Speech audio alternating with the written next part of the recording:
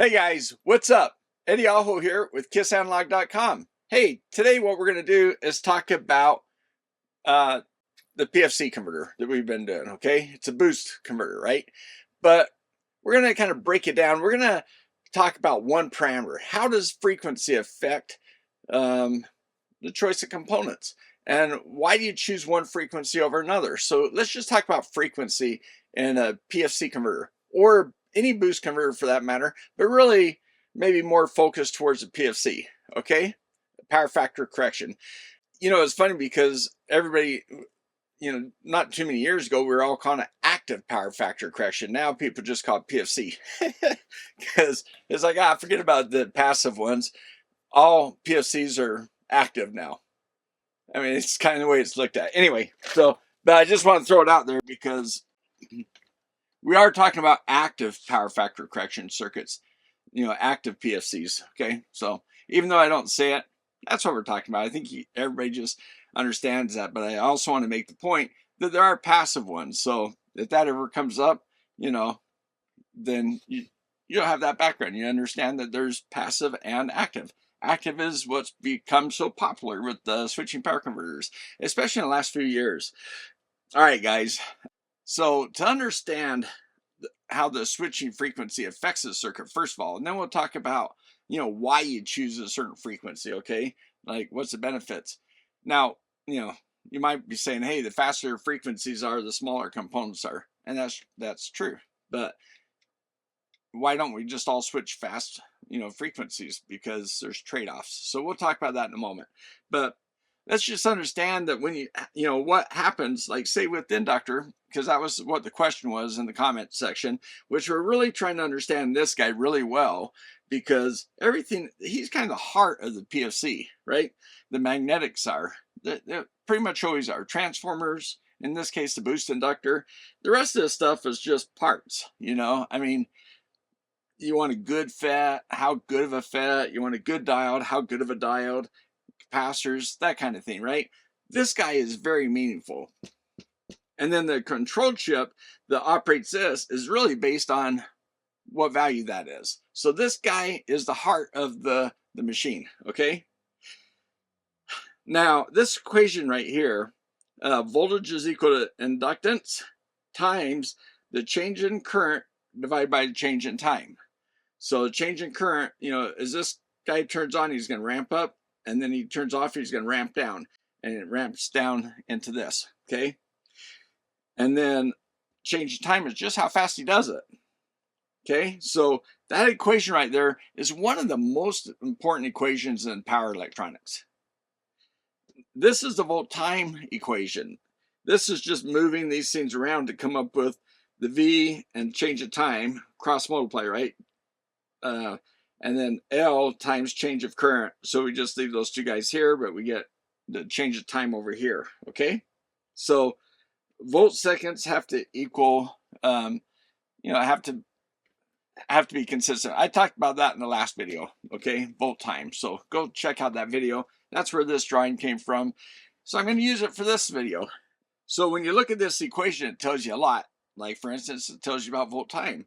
But also, changing the frequency, what happens? Well, let's look at the equation. If the voltage, now, you know what, first of all, let's just pretend this is just a normal boost. It doesn't have the pulsating voltage come in, okay? That we're going to convert to just a boosted, say 380, 400 volts, okay? We're not going to do that right now. We're just going to say we have, 10 volts coming in, and we're going to boost it to 20 volts. So we're going to double the voltage. The duty cycle, how long this guy is on, is related to the input and output voltage, the ratio of it, right? So it's 20 volts divided by 10 volts. Duty cycle is going to be 50% on, 50% off, okay? So if we know the duty cycle and we know the frequency, then we know the change of time. Change of time is how long this guy is on. So if the frequency is 100 kilohertz and that's 10 microsecond period, then it's on 5 microseconds, off 5 microseconds, okay? So when this guy's on for 5 microseconds, he's essentially short, so we can say this voltage is essentially 0, and the voltage over here is our 10 volts, so we have 10 volts here. And then the inductor values, whatever's in the circuit, okay? And then we know what the change of time is. It's 5 microseconds. So we can calculate change of current. We can cross multiply and all that kind of stuff and come out with change of current, right? All right. So now, what if it's not 100 kilohertz? What if it's 200 kilohertz? Well, now it's only on for 2.5 microseconds. So it's a very small number here, right?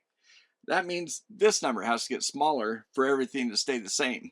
For this still to, the inductor didn't change value, so, and the voltage didn't change value. So for this equation still to work, if this goes from say 5 to 2.5, then this, let's say if it was 5 amps, it has to go to 2.5 amps. So it's still 5 amps divided by 5 microseconds would be, 1, or the 5 divided by the 5, and then you have the microseconds as meg. So anyway, we won't worry about that. We're just going to say that to keep this equation constant, as the frequency changes, then change of current has to change too with it, right? So that's how that changes. Okay, so let's say you had an inductor and you had, let's say, not quite enough microhenries. Okay, this is kind of a small value. If that's a small value, to make this still come out right, make this guy higher frequency. That's a smaller number, right? Higher frequency is a smaller number here because it's time. It's 1 over frequency. So if you go from, say, that 5 microseconds to 2.5, then this guy here could be half the size, and now it still works. Okay, so if this guy, if you wanted to stay continuous, so you never dry out, like the inductor goes to 0 current and then it waits for another pulse, that's discontinuous.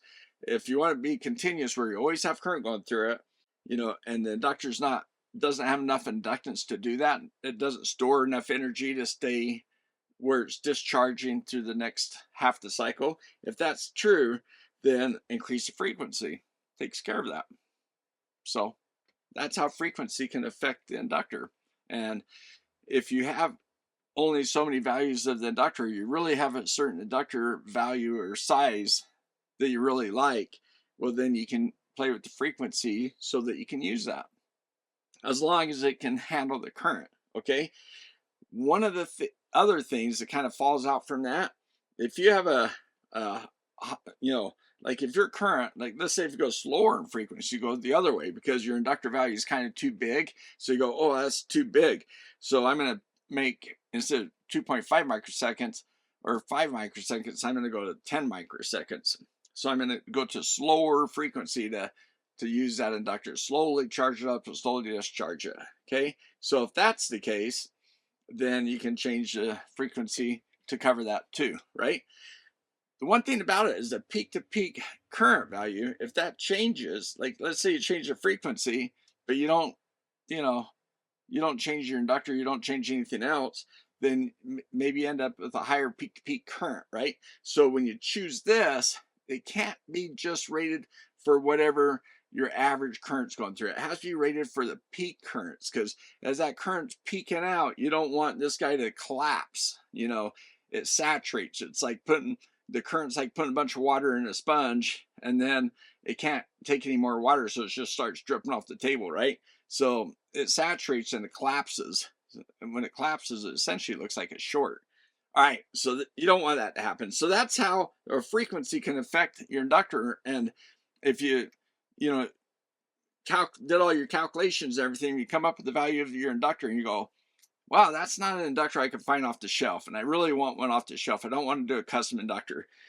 So, and I really want to stay, I want that current ramp that I'm talking about. So just adjust your frequency, okay? Now here's the thing, the control chip that runs this guy, he might be programmable where you can just select whatever frequency. A lot of times these PFC converters come with say a 60 kilohertz. They might have another version, depending on which version you get 60 kilohertz or 120 kilohertz. Okay. All right. So now let's just talk about the frequency in general. Like, why wouldn't you choose a high frequency, like 2, 3, 400 kilohertz, because we know that drives the size of things down, right? We can see it on the equation. So if you have a smaller inductor value, you have less turns on the inductor.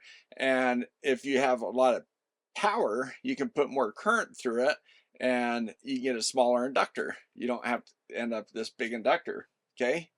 So those are trade-offs you have to think about. Now, here's the thing. The reason why you don't switch real high is, first of all, we're talking about like a PFC, you're boosting to at least 380 to 400 volts. Now, just to remind you of why it's boosted so high, if you want a power supply that's universal, not just working in the US at 120 volts, you have to boost all the time, right? So 120 volts is a RMS, but what's the peak value? What is it, 170, 180? So if it's peaking out like that, then because you have to plus minus tolerance of your voltage too, right? So as you get towards a peak, you still want to boost. So you have to be above, you have to be boosting the voltage above the peak of the sine wave coming in. Well, the sine wave gets converted to a pulsating DC, right? Takes the negative pulses, puts them up on top. So you got twice as many pulses, but there's still that amplitude. So you have to boost above that. Well, now if you want it to work universal across 120 to 256, so it works overseas as well, then you got to boost above that peak voltage, which you end up with about 380 volts. So that's why you're boosting to such a high voltage. Okay, so all right, so back to the frequency.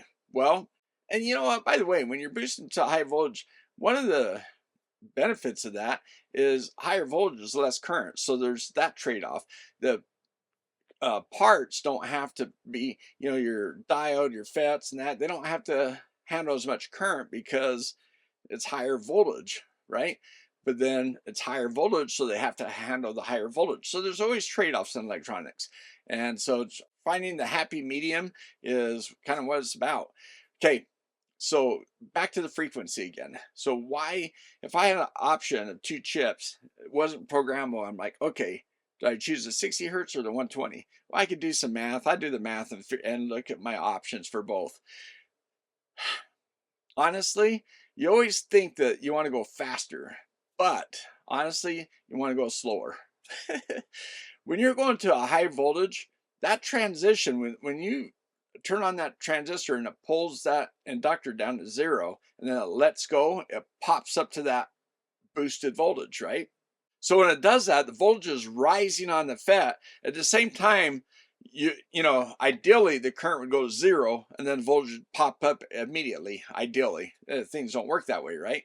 GaN FETs are much closer, but they don't happen exactly like that. So you have this crossover. As the voltage is rising, the current's dropping, and so you have this kind of triangle effect of power dissipated, and that's your switching loss when you turn off. You have switching loss when you turn on. And when you have high voltage, you have more of that. So if you switch faster, you got more cycles per second that you're got switching losses. So your losses go up. So yeah, you feel like, oh man, I'm supposed to go faster so I can have smaller parts on that. But the real world, it smacks you in the face and says, sit down, young lad. let me explain the facts to you. And you find out that when you're transitioning such a high voltage, it takes time, right? So a fast FET looks a lot faster when it's only switching, say, from a 12 volt system. It's going to go up to 12 volts, boom, it's up there. Now that same ramp time goes 12, 20, 30, all the way to 400. Now all of a sudden you can actually see the ramp and you're like, wow, that doesn't look so great. Therefore, GaN FETs, guys. That's why GaN's becoming taken over. So anyway, so there's less transition. GaN switch on and off much quicker. So that's the big benefit of them. All right. So here's another thing. When you switch on and off, you get some switching noise, right? You get switching noise. when you do your EMI testing, your EMI, you're going to be looking at your spectrum. You're meeting some EMI chamber outside, and you're looking at the spectrum like, oh, yeah, and it's going above the line. You're like, oh, that's not good. That's not good, and it's not good. When you're in that situation, that's really bad. You've got design. You paid some lab to do the testing. Maybe you have it in house, which is awesome, but still, you have to schedule time. Those labs are busy, and now you got a setback. You got to go back and hopefully not respin a board, redesign, but maybe you can put some band-aids on there and fix it. But so here's the thing.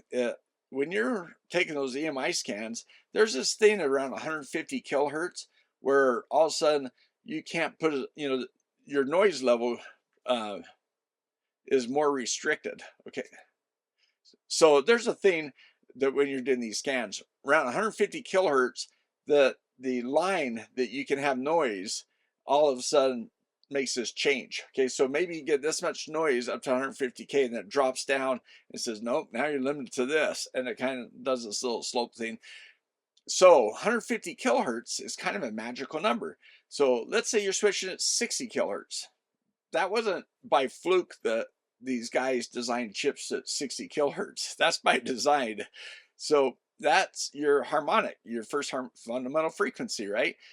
Well, when you switch, you're going to get most noise at these odd harmonics because it's a square wave, right? And so you're going to get these harmonics, and you're going to get the worst one at your switching frequency, the next at your second harmonic, which is 120 kilohertz. That's inside that 150K. Magic. So that helps you pass EMI too. Okay.